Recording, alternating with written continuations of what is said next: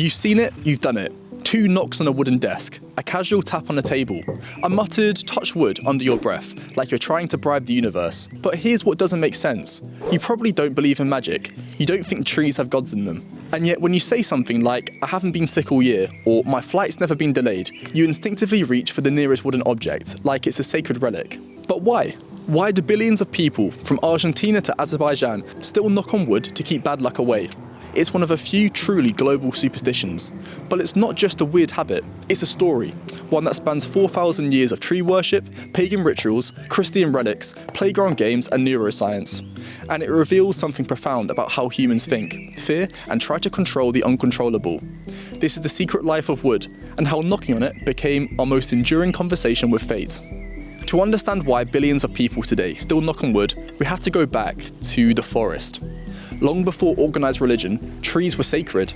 For the ancient Celts, Germanic tribes, and even early Mediterranean societies, trees weren't just background scenery. They were divine, living temples, home to the gods, spirits, and fate itself. In Norse mythology, the Norns, 3 mystical beings who controlled human destiny, were said to dwell beneath Yggdrasil, the world tree. They spun fate at its roots, literally weaving reality through the wood. Touching a tree meant connecting to the divine. It wasn't just symbolic, it was protective, a kind of spiritual firewall.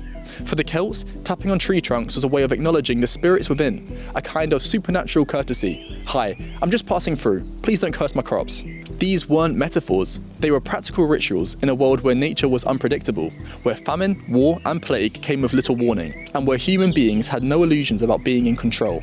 And then Christianity arrived. And guess what else was made of wood? The cross. The story shifted, but the object stayed sacred. Wood became holy for a new reason. In both cases, knocking on wood became a way to call on higher powers, whether they lived in the canopy of a tree or on a crucifix. By the 19th century, the meaning had started to shift. One theory points to a children's game popular in Victorian Britain called Tiggy Touchwood. Like tag, but if you touch wood, you are safe, immune from being caught.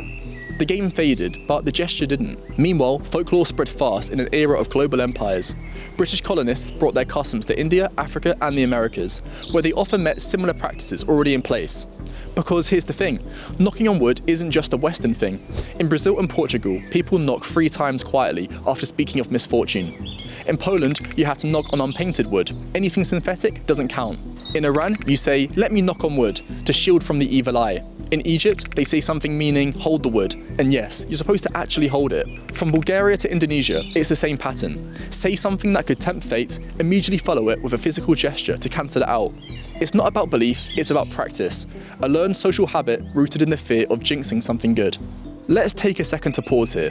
We live in a world built on science, rationality, and predictive algorithms. We can simulate weather, decode genomes, and deepfake the president. And yet we still knock on wood. Why? Because the brain doesn't just need facts, it needs patterns, it needs stories. Superstitions are a kind of mental insurance policy. They bridge the gap between what we know and what we fear. They're rituals of uncertainty management. In a 2010 study at the University of Cologne, researchers found that superstitions can actually improve performance. Not because magic is real, but because rituals reduce anxiety and increase confidence, which ironically leads to better outcomes. So knocking on wood, it's not just an old pagan leftover, it's a psychological life hack with centuries of cultural testing behind it. We may not fear tree spirits anymore, we may not believe in curses or fate-weaving goddesses, but we still knock on wood. Not because we think it works, but because we hope it might.